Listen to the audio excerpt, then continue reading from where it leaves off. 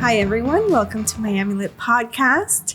We are on location today at HistoryMiami Museum with a very special guest. Welcome, Natalia. Thank you, Jenny. Thank you for having me. Before we officially get started, I want to congratulate you on this amazing adventure you're starting on. You are the first female CEO to head the History of Miami Museum in over 82 years, if I'm not mistaken. Correct. The first woman and also the first Latina and the first immigrant. So I think it speaks very, very good about where this institution is going, opening spaces for representation. Right. This must be so exciting. And I know I was very excited for you. So I can only imagine what you're feeling and your family. You know, it's a lot of pride in having this opportunity, a lot of gratitude for this city that is giving me this chance, and a lot of commitment, to do it right. Yeah, I'm sure you have so many amazing plans, which we will get to. But before we do that, let's start at the beginning. So You were born in Mexico. How was your childhood? What do you remember best? I was born and raised in Mexico. It's a beautiful country, full of contradictions. And the same way that you have this love and pride of your pre-Hispanic roots, for example, and your indigenous traditions, is also, there's a lot of discrimination against our indigenous communities. And the same way that you have one of the most rich natural habitats and resources, you have some of the worst wealth disparities. And so I grew up in that contrast, and also in my personal life having that contrast. I grew up in a family that you would consider perhaps upper middle class, with access to arts, culture, travel, education. But in my home life, my mom was a single mom, twice divorced, challenged with raising her own kids because my dad was not around. So I was able to experience many different aspects of life and reality, and understanding how you need to maintain your own identity and you're proud of yourself in different moments in your life. So it's a beautiful country. I celebrate all the experiences and educations that I had, but I also could see those disparities that they are constant in everyday life. Yeah, it's so interesting that you mentioned that, because when we think about Mexico, those are not things that we automatically think about. We think about the delicious food and the beautiful places. And just it can be a paradise, people. Right? Mexico is a very warm culture. People are very giving. If one thing it makes me proud of my Mexican roots is the idea of solidarity. Whenever there's a tragedy, an earthquake, or a situation like that, people really come together to help each other. And it has these gorgeous beaches and touristic destinations. So it's great that that's the image that we have. But it's also, a country that faces a lot of challenges and a lot of corruption in the government. And the thing that struck me the most was that the conditions of your birth usually determined your experience in the future. It's very hard for you to come out of the circle of poverty. And I see that, with all the reservations that we can have about our experience in America and what this country gives us. I am an example that this country gives us opportunities to change your destiny. If you have access to certain education, second opportunities, you can change that.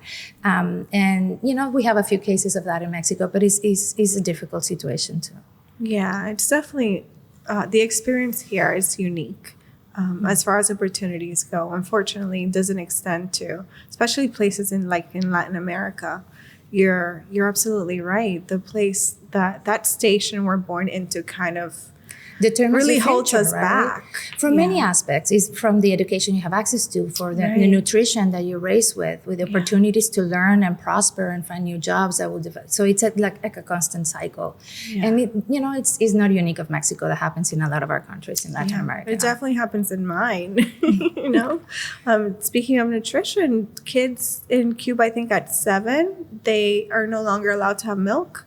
Not allowed. They're not given milk, and just things like that. Their nutrition is not well looked after. So it's those are just little details that you don't think play a part, but they definitely do. Right. And sometimes when you're living it, since it's part of the reality, maybe you don't think about it and you don't question. Mexico, they at least before I left, they didn't have the type of conversations we have here about race and social justice.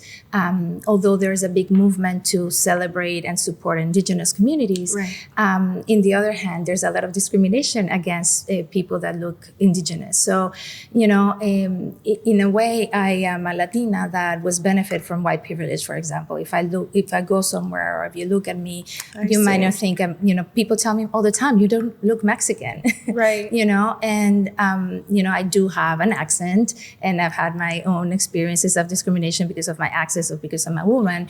But I also know as a Mexican how privileged I was with my upbringing. That's so interesting. And talking about Miami, we kind of sprinkled in there how blessed we are to live in a country where opportunities are so open. What was that transition like for you from Mexico to Miami? Well, it was phenomenal. I never thought I was going to move here and make a life here. I was working in Mexico in a public image agency, and with this already this. I call it the bug that bit me of the journalist of, seeing things that were not fair and being uncomfortable that there were some voices that needed to be risen and it was not happening. So I wanted to study journalism. At the time, there was already a lot of censorship in media and the press, and it was also not safe. So especially particularly for female journalists. So looking about my options, I was able to earn a scholarship and to attend to a university in the US. I originally wanted to go to Spain because of the language, but then I figured, well, Miami is the closest thing that we have to the United States. And it's going to be okay that I don't speak the language well. So it was a big transition in the sense that it was the first time that I was alone. I didn't have any family or friends or connections. I didn't know anyone. My English was not as good. I would sit at the front of the class and record the whole lecture and then go back to the house and just write it down and with my dictionary to make sure I could catch up. But it was also a city that welcomed me with open arms. It was okay if I had an accent. It was okay if I was Latina. Right. It was not against me. It was part of what made me another resource in this community. And I think that one of the things that really made me fall in love with Miami is that it's a city that is built with people that might be very different in backgrounds, but we're similar in courage and entrepreneurial spirit, right? We all come here, whether we were displaced out of our homes or with hope for a better future. It takes courage to leave everything this behind and start over in a new land, in a new culture. And this city gives you the opportunity to do that and to flourish and to grow and become productive and give back. Right. Yeah. I mean, I think obviously I'm biased, but I think this is the best city in the world. I would agree with that. Yeah. It's just so special. The fact that you have all these different kinds of people from all different walks of life just coming together. And like you said, seeking that opportunity. And it doesn't matter if you have an accent or wherever it is that you're from. Or, we choose to love someone that looks different. It's just a matter of having a chance to be creative and to build a better life for you and your family. Do you remember like your first day in the city? Do you remember that? What was the thing that made the most impact? That's a good question. Miami was not new to me. I had come a couple of times with my grandparents, with my mom, to go to Disneyland, to Disney World. I mean, and so I was familiar with the city as a tourist.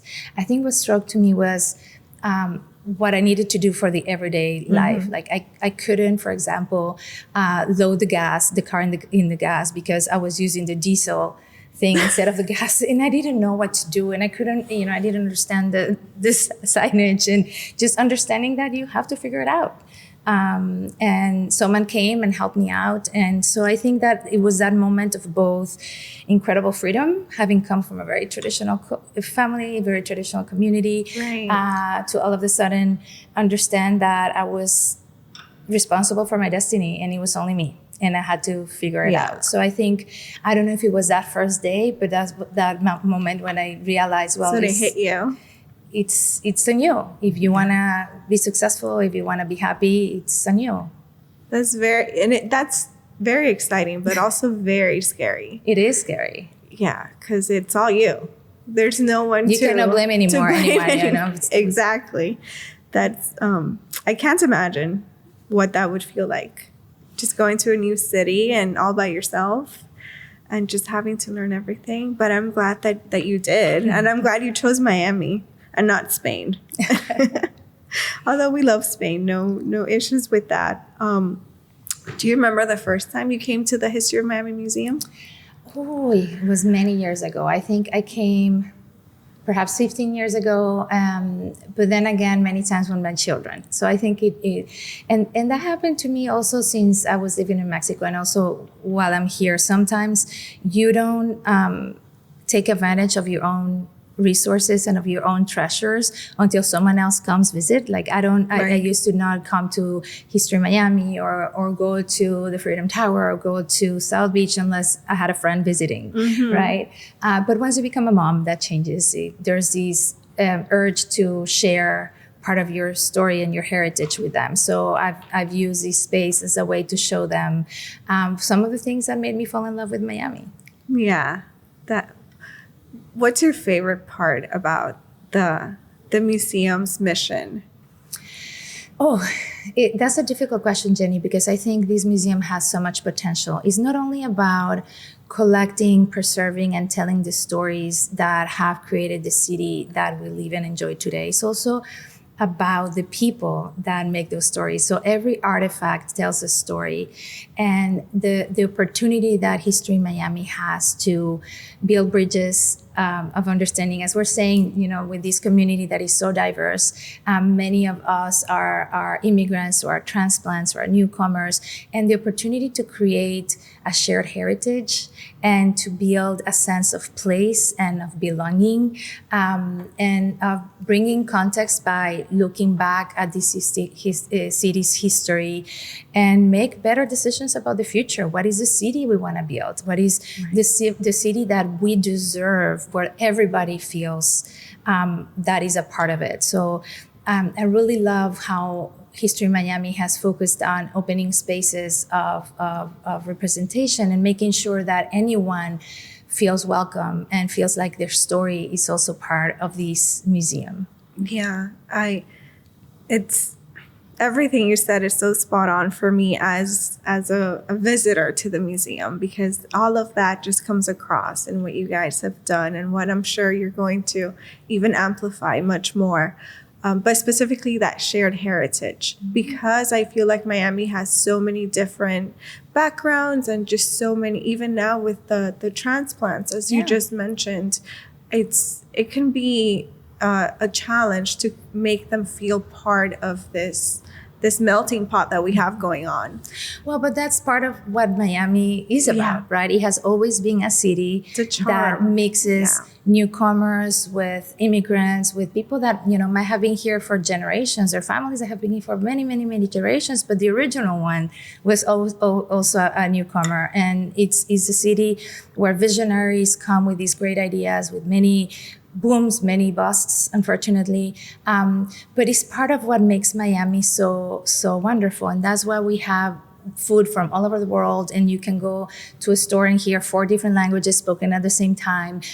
You can see multi-racial, multi-ethnic, multi-religious families, but I think that's a constant work that has to happen all the time. In which sense? In which that, sometimes we can fall, when you're new, especially to a city, you can fall to staying within your kind, the people you already know, your communities. And part of what we're doing here is say, let's celebrate each other's differences and let's build bridges and let's understand that we have a shared part. This is a city we all live in. Mm-hmm. This is a city that needs to be needs to aspire to be welcoming for everybody. And what is that shared connection that allows us to dream of a city that is something our children deserve, and that you do through the arts, you do through culture. It's how you can connect through your shared humanity, really. Absolutely. is Miami has such an extensive history, right? Because even though people don't realize it, it's quite an old city. Not as old as maybe others in the country, but we have a couple years under our belt. What would you say is the most obscure part of its history that you would like to explore? Well, obscure is an interesting word. I think Miami has a lot of difficult stories that need to be told. When you think about, for example, the construction boom in the 1900s when Flagler was building the railroads, well, how that labor was procured and how he would hire the services, the labor of imprisoned Black men, or how immigrants from the Bahamas or people from other states will come and build that in a pay in work conditions that were not humane. These are difficult part of our story, and I think that part of the importance is to learn to be comfortable with being uncomfortable and understand that yes, those are obscure parts of our history, and there's also very inspiring parts of our history. And when you think it's people like Julia Tuttle, the mother of Miami, and all she had to do to help make this city become a real city, and not only after she gave a lot of her property for the development of the city, all the work that she did after, opening the different businesses that she opened, and the hotel before, the Palm Hotel, the Royal Palm Hotel. So when you see those particular stories, I think there's many individual stories that can be told to help us inspire to do more, but also recognize the mistakes that we have made and be more humble and build trust and build community from that. Right. Yeah. There's so much of that part, that time frame, that really, I agree with you, needs to be explored a lot more, especially in school. So I think a setting like this, like the museum, is such a good way to spark those conversations. I think so. I mean, we have wonderful partnerships with the schools, and it's also in terms of learning environment, it's a more immersive experience when you bring the students to the space, when they can interact with the artifacts, when they can talk to our educators. Those artifacts that would otherwise be just standing in a shell comes to life, and there's something that connects with that action and that listening and that participatory experience in the museum you cannot replicate in the classroom setting. I mean, we also provide a lot of support for the classroom, but I think you can see the reaction of the children and how that when that moment connects with that light bulb goes on, it's just so fantastic. Yeah, I always feel like a library and a museum are the true backbones of a city. So it's I couldn't have said it better. Something does click when kids see all these things that they've read about or heard about right in front of them in a way where it's accessible, and they have a professional there that can facilitate, that can facilitate the experience, and that is accessible and that is fun. Yes. It's also an opportunity for students to explore their creativity, and whether they come to our historical exhibitions or they come to our folk life gallery. There's hands-on activities. There's ways for them also to share their points of view, which is also really important to us. It's really about that cross communication, not the traditional voice of the encyclopedic museum that is gonna, tell you this is the expert voice, this is what you're gonna do. Is inviting the community to be part of the storytelling, inviting the students, inviting our visitors to be part of our collective collecting, selecting, preserving, and presenting of stories. And I have to say, you all do such a good job with that, because it does feel very inviting and very not your traditional hands behind your back kind of museum, which is, I feel like that's the one that we grew up with. Yes. So it's so nice to be able to come here and really feel like you're in this fun, exciting place. Thank you, Jenny. I think that's very intentional, and museums sometimes can be like these big, scary places. It's intimidating. They're intimidating, and and that you feel like you don't belong there. When you can walk into a museum and you see your story represented, or you understand, it might not be the same story, but there's a component of that that resonates with you, and becomes part of you. So I think that's one of the biggest gifts that History Miami Museum gives to the city, right? It's a museum of the city. It's the museum of the history of the city. Right. You've been involved with many other cultural affairs throughout the city, like the Miami Book Fair, which to me is amazing. It holds a very special place in my heart. As someone who grew up here and as a teacher, I have so many memories with the Miami Book Fair. What are your hopes for Miami as a city for the next couple of years, based on everything you've seen? Yeah. Well, look, I was very privileged and fortunate to work with not only the Miami Book Fair, the Miami Film Festival, the Freedom Tower, Tower Theater, the performing arts units, all the very strong cultural arms of Miami-Dade College. But through that process, to me, what was very inspiring was to see the passion of the people bringing those programs together, the love for the arts, for the craft, but also for the artistic process, and how good we are at partnerships. Half of what we used to do Miami Book Fair or with our museums, and what we do here at History Miami is building partnerships with community organizations, with other similar institutions that are like-minded. And I think that's what gives me a lot of hope of building Miami forward. I think we're in a moment when I came to Miami over 20 years ago, there were a few museums, but I was able to witness the renaissance that we have had. Like these, from the Arch to PAM to Frost to all the private collector museums in Alapata, the good and the bad, right? The beautiful of having this vibrant, rich city that celebrates and produces art, as well as the difficult realities of gentrification and how Miami is looking forward. So I think I am very positive and optimistic about the future. I think Miami is becoming a leader and a trendsetter in all culture and arts experiences.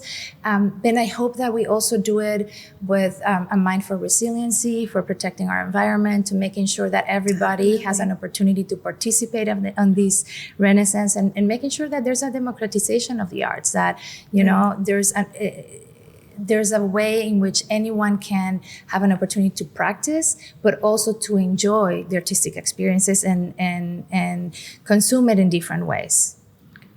The word renaissance that you used is so perfect, because Miami does feel like it's had an arts renaissance in the last couple of years. And now we see so many people recognizing what us as Miami lovers have known for so long, right? We've seen that potential, and now everyone else is doing so. Why do you think that all of a sudden, or what feels like all of a sudden, now Miami has the spotlight? That's a good question. I don't know why Miami has a spotlight. I don't think this is all of a sudden. I think this is decades in the making, right? History Miami has existed for 82 years. Yes. Miami Book Fair is going to turn 40 soon.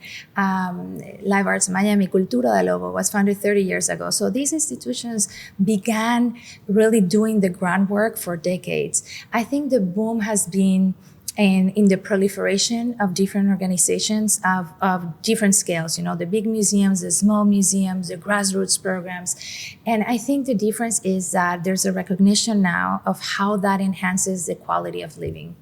And it's very hard. The arts are so intangible values that it's very hard for people, for real estate developers and for investors to, unless they're real visionaries, to understand the value of it. And so when you realize how having a vibrant arts community, having interesting and beautiful, aesthetically pleasing spaces, it makes people happier and want to come here and live and work and have fun in a beautiful space that offers all of these opportunities. So I think that's part of the mix, right? That It's not new. It feels Yeah. like it's a boom because of the attention that has brought. But that's why has also brought all these new transplants, right? From Right. California, from New York, because we have beautiful environment, meaning beautiful beaches. We have wonderful food from all over the world. We have a mix of cultures. So if you feel like you want to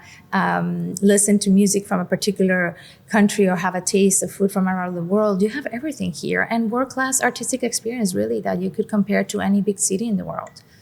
It makes so much sense to hear you say that. And it does feel sudden, but you're right. It's not. It's been a long time in the making. And we're just happy that now everyone else gets to see it and enjoy it for what it is. So you, along with the museum, are both making history. What would you say is your biggest goal now?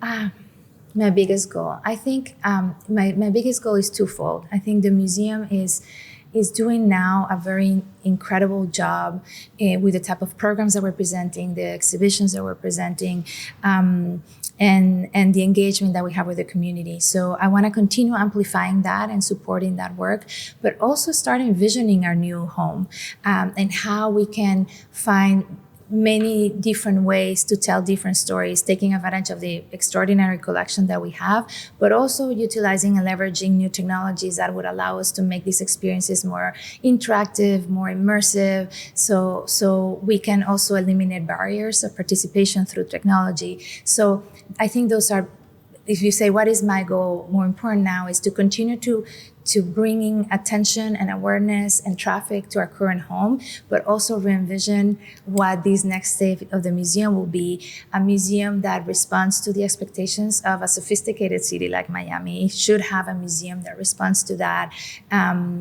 This is a very exciting time for me. And it's really an opportunity to dream, right? To reimagine what we think this could be. It's a fantastic foundation with an extraordinary collection that has yet many stories to be told, and I'm very much dreaming about how we can find new ways to tell those stories. Yeah, it's a very exciting thing, but also a huge responsibility because you are cradling the kind of like the pulse of the city in a way, if that makes sense, and showcasing all the things that make us, and even those parts that we don't really want to take a look at.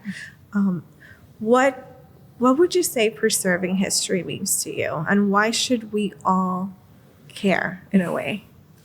Well, if we don't know our history and where we're coming from, we cannot really define where we're going. And, there's that old saying that says that those that don't know their history, they're destined to repeat it. And that means the good and the bad. I think that the reality is that our history is also what we're living today.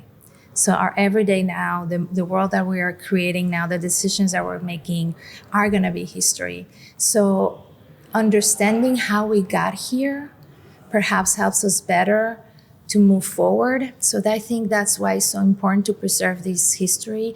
And in a time in which we're dealing with alternative facts and alternative realities, and one side completely shutting down the other, and becoming completely intolerant in both sides of the political spectrum, how we can use solid research, scholarship, fact-based information to provide perspective, to draw parallels. It will help us understand today and our situation better if we look at our past, and also make informed decisions about how we want to build towards the future. So I think it's absolutely necessary. But it's also a way of binding community, especially in a city that is being so diverse with so many changes. Understanding how we came here and how we all influence and depend on each other, I think it's critical for us to build forward as a community that is inclusive, that celebrates our differences, that finds strength in that difference, and not a challenge or a risk on it.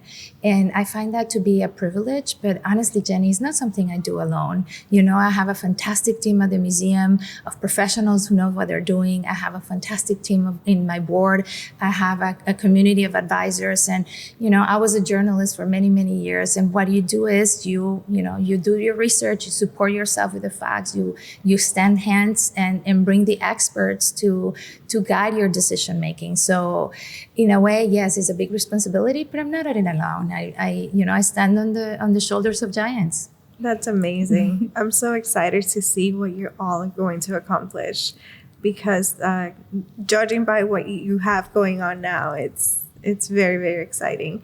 Do you have any exhibits that you can share with us that you're yes, very absolutely. excited about? Well, I am very lucky that the timing of my appointment coincide with this wonderful exhibition that we're flying in from New York. It's called Black Citizenship in the Time of Jim Crow. And it looks at the 50 years after the Civic War and all the challenges, the successes, and also the very difficult process to earn full citizenship and social justice. And so that comes from the Historic Society of New York, but we're pairing it locally in a way that HistoryMiami partners with local communities to bring that same perspective to our town, to our reality. So we have histories of Black resistance in Miami from the end of the Civil War to Black Lives Matter, informed by people that were part of that resistance. Wow. So it's something that is very powerful. We're looking forward to open it soon. I invite your listeners to come and check it out because it's really, really a fantastic exhibition. And we also have Culture Fest, which is one day of full celebration of everything that makes Miami's many hours of activations, performances, music, food, activities for all the family. And that's on November 12th. November 12th. Yes. We'll make sure to have everything linked down below and links to the museum so that people can access that fairly easily. That's so exciting. I'm really looking forward to, obviously, Culture Fest, because that's just a party. It's a lot of sounds fun. like. Yes. But I'm really looking forward to seeing the exhibit that is coming up. I think that's going to be interesting, obviously, but one of those painful things that you want to see and make sure you're aware of, because like you said a little bit ago, so much information is getting muddled and lost. So it's and it's I necessary. think it's also important. Yeah, it's not only important and necessary. It also allows us to create context, right? To understand why situations are today the way they are. If we don't look at that and we don't learn from that, like, then how can we we expect here? to get better too, right? So how do we get here, and how do we make sure that we build forward together in a positive way, upwards and not backwards? Yes, that's such a great outlook to have. I love that. So we are a literary podcast, so I have to ask you about your favorite book. What's the one book that you would recommend our listeners? Oh my God, that's a tough question that I would recommend, because, I've had favorites over life that I read a couple of times, like Crime and Punishment, or In Search of, I was going to say in French, Looking for the Temps Perdu, In Search of the Lost Time. But there's one book that I read when I was coming on age, almost a kid. I think I was 11 or 12. And then I read it in my 30s. And then every time I had a different take on it, and it's The Little Prince, El Principito, Le Petit Prince. And it's, it's such a simple book, and in a way so deep too, about the human existence and love and letting go. And, now my kids read it, and, to them it's all about the fantasy and the planets, and they enjoyed it. They did, but they saw something completely different. So, you talk about sometimes, books that are transcendent, that really change the way you see the world. And, I have those, but one of those books that is my comfort go-to, that would be The Little Prince. It's so funny that you say that, because I was having lunch with a friend yesterday, and our youngest are in class together. And she was not concerned, but we were just talking about reading and making sure that they're doing well with reading. And she said, he doesn't want to read. And I said, well, you need to make sure that he's reading for fun. What are you guys reading? And she said, El Principito. And I'm like, I don't think a 7-year-old Yeah, can no, I don't really. think so. So maybe I'm I need to lucky. rethink my opinion. Well, I'm lucky because my kids are readers. I have not influenced it that much. Yes, I would bring them to the book fair, and I will always, you meet your author. Right. But they're readers, and they enjoy it, and we have different conversations about it. But with them right now, they're all about the mythology. So all the books about The Percy Jackson. Jackson series and all of that. That's all about whether fun. It's fun, and it also talks about themes that they care about. So, just finding joy in learning. Sometimes I think we take ourselves too seriously, and we think learning and process is to be, you have to sit and study. But sometimes I joke around that I say you have to put the vitamin inside the chocolate cake. Yes. Right? Enjoy the cake and you get your nutrients too. So find a book that is fun and that, a theme that it will excite them, and the love for learning and the love for reading will come. Exactly. Mm-hmm. But The Little Prince is, it holds a special place in my heart. It's one of those books that I remember reading and being like, oh my gosh, I read a whole book on my own, I know when you're young. And now it's like you realize it's so small, but at that age, it was such an accomplishment, such an achievement. And you think it's such basic, such a basic story, but it has so deep humane themes. It's very complex. Right? It's very complex. And as you said, different stages in your life, it can really speak to you differently. So that one's it's a masterpiece for sure. If you could spend the day with any Miami historical figure, who would you choose? Let me think about it. Any Miami historical figure? That's a good question. I would like to answer it with a different answer. Someone asked me one day, what do you think is the most important story of Miami history? And my answer was our collective history, the way that we all participate in this. So if you ask me, who do I want to meet? Sometimes is that random stranger that I find on the street and all of a sudden helps me see something in a different way. So I don't, though I'm a buff for history and I love history, I think the stories that you can find in the simplest moments and in the people that you just walk by the street and not really pay attention, sometimes that can be the most compelling. So I say the person I want to spend time with is the next person I meet, I've never gotten that answer. That's amazing. Yeah. And you're giving me food for thought. Yeah. Because it's true. Sometimes we feel like these people that we've read about make such an impact. And obviously they do. That's what we're reading about them. But we forget to be present in the moment and have those that are really interacting with us make an impact. Yeah, and it's, it's being present too, but it's also the kindness of strangers. Sometimes you don't know what stories they had, what the depth of their knowledge or their experiences. And, I think that's the cool thing about Miami. We all bring our own baggage of bad stuff, but also our own beautiful background. And that's what makes this city so fantastic. Perfect. Thank you so much for having us and for sharing. It's a wonderful conversation. Yeah. And as you can see, our galleries are active and we have visitors. Up. It's filling up. This is so exciting. There's so many parts of the museum that I love, but this room is so special. I don't know if it's the colors this is the room, the Folk Life Gallery is the room that celebrates everything about Miami. So you might have a different surprise each time, from a banjo to a little stuffed toy that is wearing a guayabera to la caja china, from Peruvian music and instruments. So it's a little bit of all of us, right? Yeah. And what makes us fun and wonderful and a community. I absolutely agree. And I'm so glad that we had this great conversation. I hope everyone comes to the museum and checks out the brand new exhibit and enjoys, because there's a lot to be enjoyed here. And I look forward to seeing all the amazing accomplishments you're all going to bring together for us as just city dwellers. And to everybody listening and watching, thank you so much for spending time with us. We know time is the top currency. So the fact that you chose us to spend them with means so much. And we'll see you next time. Thank you, Jenny, for having me. And thank you. And invest your time. Come to History Miami. You won't regret it.